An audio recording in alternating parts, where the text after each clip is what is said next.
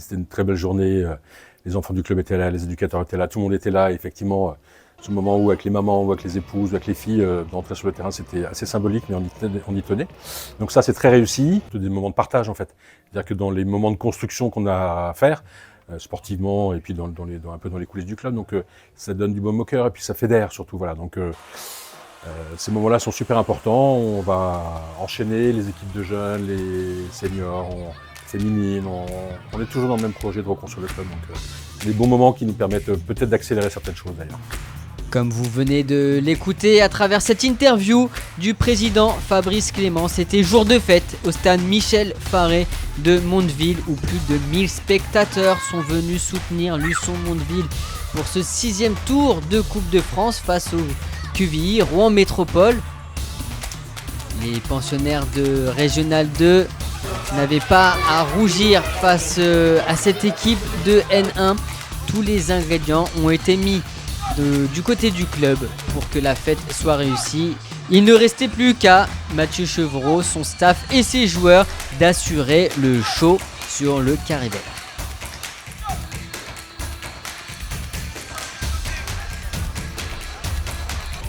L'entrée des 22 acteurs s'est faite en compagnie des femmes importantes pour chaque joueur et des licenciés du club de Mondeville dans le cadre d'Octobre Rose, et le coup d'envoi est donné par les locaux.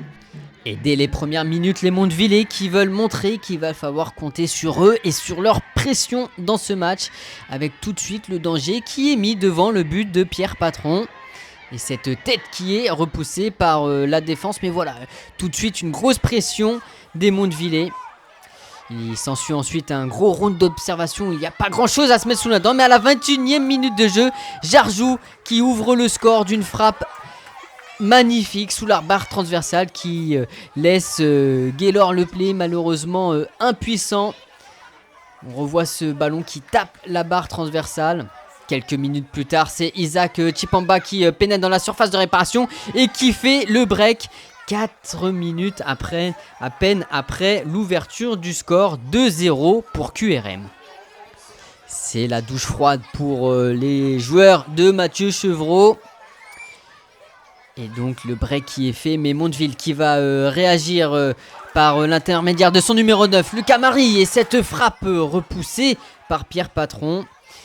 Il y aura une dernière opportunité dans cette première période pour QRM.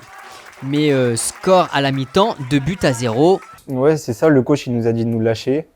Il nous a replacé un peu sur quelques postes au niveau du placement et il nous a dit de jouer notre jeu, c'est tout.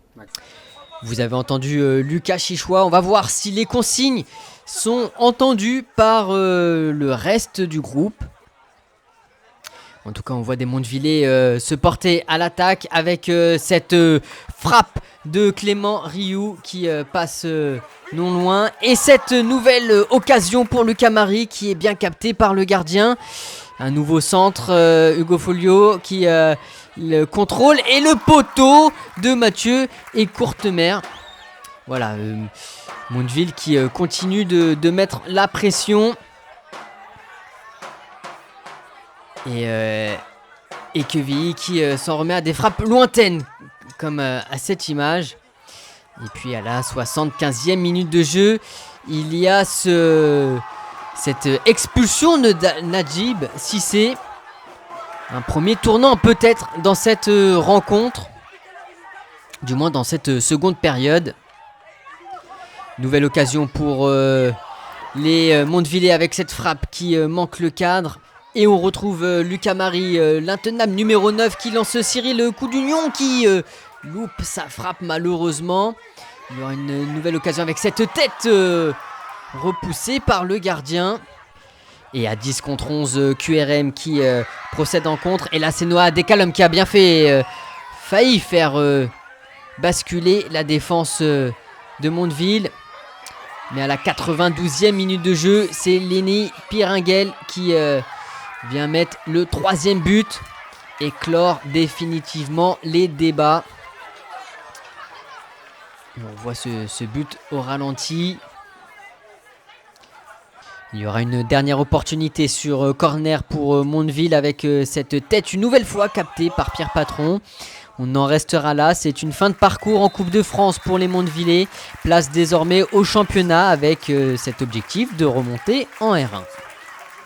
Bah, je suis un peu dégoûté, moi. Un peu dégoûté parce que je pense qu'il y avait moyen. Il nous a manqué juste un but en deuxième pour pouvoir relancer le match.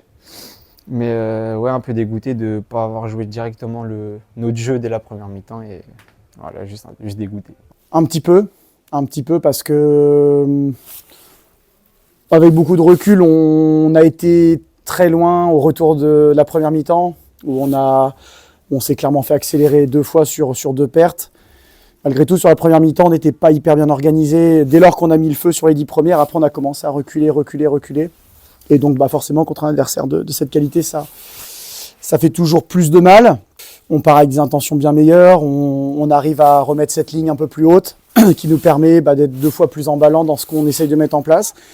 Et moi j'ai des gros regrets, c'est qu'à 2-0, on a quand même, je dirais, 3-4 situations très nettes, dont le face-à-face où il reste quand même un quart d'heure derrière. Enfin le face-à-face, vraiment le de Cyril, pied gauche. C'est dommageable parce qu'on ne sait jamais après. Si on marque là, je pense qu'on emporte le stade avec nous, il reste un quart d'heure et puis au final, quitte à en prendre un 3e, c'est pas grave. Mais je suis très content de les avoir vus réguler ça. C'est dommage parce qu'ils auraient dû être récompensés au moins d'un petit pion. Ouais, moi, ouais, il y a du positif. Hein. Il y avait nos familles, il y avait tout le monde, on a réuni tout le monde. C'était une belle chose, mais avec la victoire, ça aurait été quand même. C'était une belle journée. Il y avait tout ce qu'il fallait pour que ce soit réuni. Je crois qu'on a fait plus de 1000 personnes. Voilà, l'histoire, on la refera pas. C'est un club qui a eu des jours compliqués. Bon, peut-être que là, c'est le point de départ de quelque chose de fort en interne. Ça a permis de fédérer, de cimenter 2-3 choses. Donc, non, c'est super. Franchement, c'est super. Mais après, c'est toujours ce qu'on dit. C'est les joueurs qui vont chercher ça. Nous, en interne, on essaye d'œuvrer pour ça. Mais tout le mérite leur revient, en tout cas pour cette journée-là. Moi, j'espère qu'ils en ont pris plein les yeux. Nous, notre boulot, c'est d'essayer de retaper un club et d'essayer de le remettre à un certain standing. Maintenant, ça se fait pas en claquant des doigts, mais des journées comme celle-ci, elles s'apprécient et c'est ce que je leur disais moi avant le match. Il faut juste, en gros, ces moments-là, il faut s'en souvenir, pas que pendant 2 mois, il faut s'en souvenir toute une vie. Donc, tout était impactant. Je pense que le tifo, c'était un très beau moment. L'entrée des joueurs avec leurs proches féminines, c'était vraiment quelque chose de très fort. Je pense que pour eux, c'était un moment marquant. Donc, oui, pour tout ça, pour le club, c'est des beaux jours qui s'ouvrent. Donc maintenant, il faut que ça donne des idées pour la suite. Parce qu'il y a une autre compétition qui arrive.